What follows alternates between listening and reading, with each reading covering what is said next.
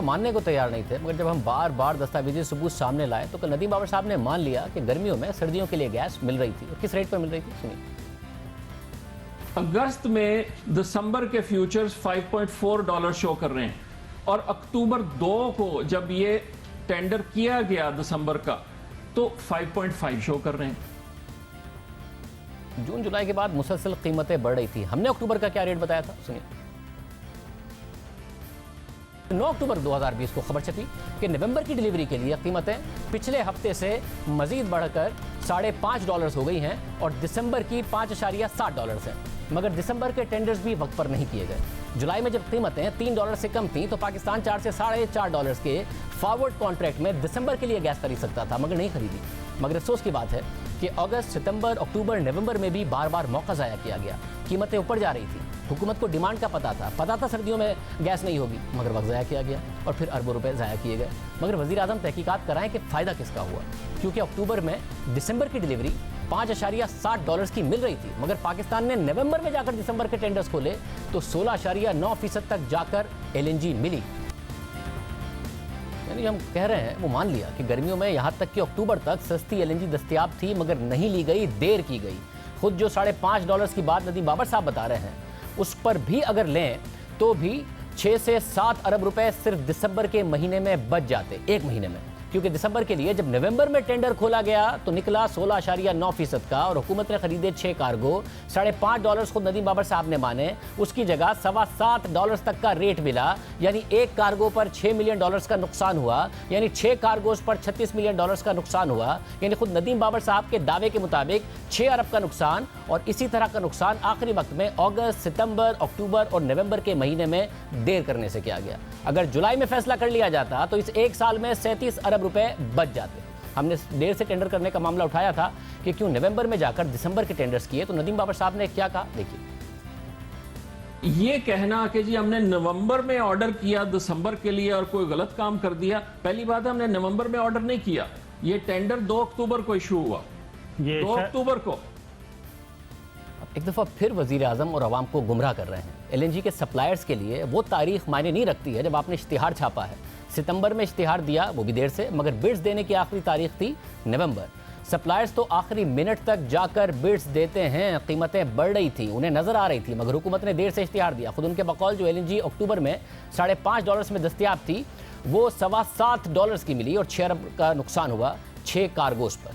गुज़िश्ता बरस देखिए कि दिसंबर के लिए पाकिस्तान ने किस तारीख को बिड्स की आखिरी तारीख रखी थी, इश्तिहार देने की नहीं, बिड्स की आखिरी तारीख है 5 सितंबर दिसंबर के लिए। और ये इश्तिहार देने की नहीं बल्कि बिड्स की आखिरी तारीख है। और फिर हमने देखा कि सितंबर 2019 को पाकिस्तान ने दिसंबर 2019 के लिए 10.8% तक LNG खरीद ली। और ये अक्टूबर, नवंबर और दिसंबर के रेट्स में ज़्यादा फ़र्क नहीं था, पाकिस्तान ने सितंबर में ख़रीद ली। मगर इस साल जब नवंबर में जाके बिड्स खोली गई दिसंबर की तो 16.9% का रेट मिला। मगर आवाम को और वज़ीर आज़म को इश्तिहार देने की तारीख बता रहे हैं, बिड्स लेने की आखिरी तारीख नहीं बता रहे हैं।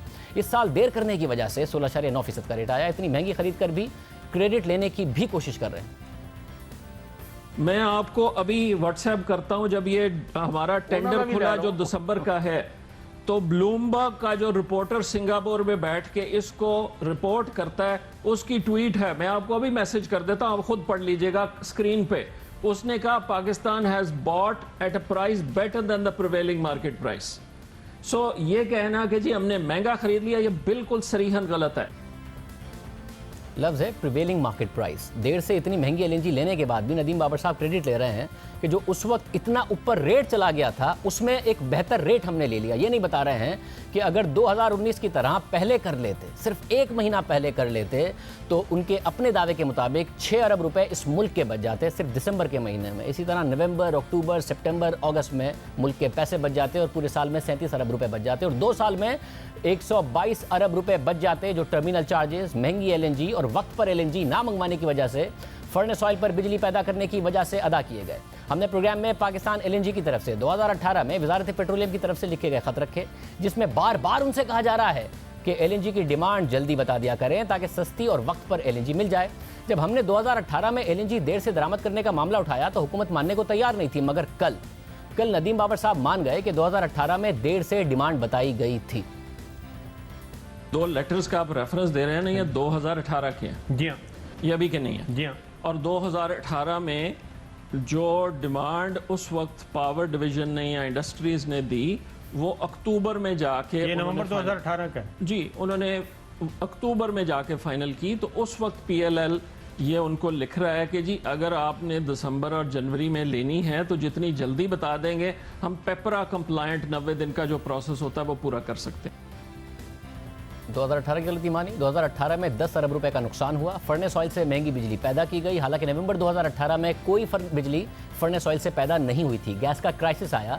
हालांकि जब ये मसला हमने उस वक्त उठाया, देर से डिमांड बताने का, तो वजारत पेट्रोलियम ने जिम्मेदारी सुई साउथ और सुई नॉर्थ के एमडीज पर डालकर वजीर आजम से उन्हें फारिग करा दिया। मगर आज नदीम बाबर साहब मान रहे हैं कि देर से डिमांड बताई गई थी, क्योंकि नदीम बाबर साहब ने ओहदा 2019 में संभाला, इसलिए उन्होंने 2018 की इसी हुकूमत की गलती का एतराफ़ कर लिया। मगर 2018 में उस वक्त के वजीर पेट्रोलियम बजिद थे कि जिम्मेदारी किसी और की है।